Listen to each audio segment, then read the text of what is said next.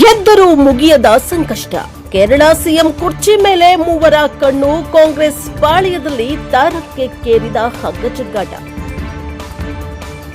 ಇತ್ತೀಚೆಗೆ ನಡೆದ ಕೇರಳ ವಿಧಾನಸಭಾ ಚುನಾವಣೆಯಲ್ಲಿ ಕಾಂಗ್ರೆಸ್ ನೇತೃತ್ವದ ಯುನೈಟೆಡ್ ಡೆಮೊಕ್ರಾಟಿಕ್ ಫ್ರಂಟ್ ಭರ್ಜರಿ ಬಹುಮತದೊಂದಿಗೆ ವಿಜಯಮಾಲೆ ತೊಟ್ಟಿದ್ರೂ ಕೂಡ ಮುಖ್ಯಮಂತ್ರಿ ಗಾದಿಯ ವಿಷಯದಲ್ಲಿ ಕಾಂಗ್ರೆಸ್ ಪಕ್ಷದಲ್ಲಿ ಗೊಂದಲದ ಮೋಡಗಳು ಕವಿದಿವೆ. 140 ಸ್ಥಾನಗಳ ಪೈಕಿ ಯುಡಿಎಫ್ 102 ಸ್ಥಾನಗಳನ್ನು ಗೆದ್ದು ಬೀಗಿದೆ. ಆದರೆ ಮುಂದಿನ ಮುಖ್ಯಮಂತ್ರಿ ಯಾರು ಎಂಬ ಪ್ರಶ್ನೆಗೆ ಮಾತ್ರ ಹೈಕಮಾಂಡ್ನಿಂದ ಇನ್ನೂ ಉತ್ತರ ಸಿಕ್ಕಿಲ್ಲ. ಕೇರಳ ಕಾಂಗ್ರೆಸ್ನ ಮೂವರು ದಿಗ್ಗಜ ನಾಯಕರ ನಡುವೆ ಸಿಎಂ ಸ್ಥಾನಕ್ಕಾಗಿ ತೀವ್ರ ಪೈಪೋಟಿ ಏರ್ಪಟ್ಟಿದೆ.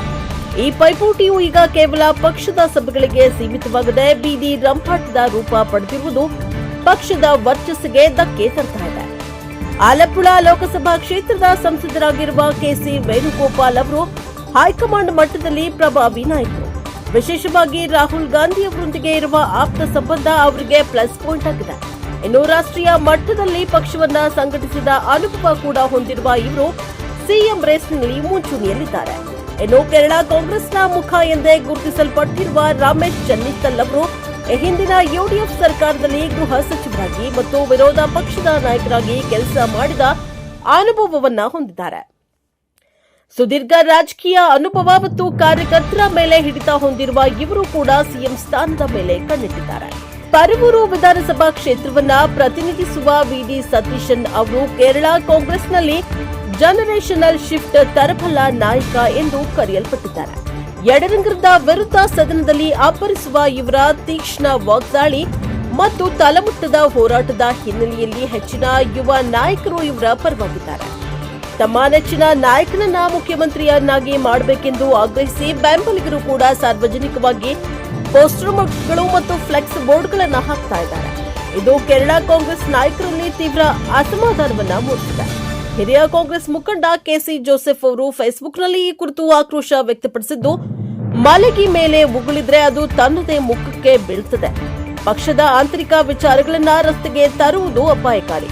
ಉರಿತಾ ಇರುವ ಕೊಳ್ಳಿಯಿಂದ ತಲೆ ಕೆರೆದುಕೊಳ್ಳಲು ಹೋದರೆ ಪರಿಣಾಮ ಭೀಕರವಾಗಿರುತ್ತದೆ ಎಂದು ಕಿಡಿಕಾರಿದ್ದಾರೆ.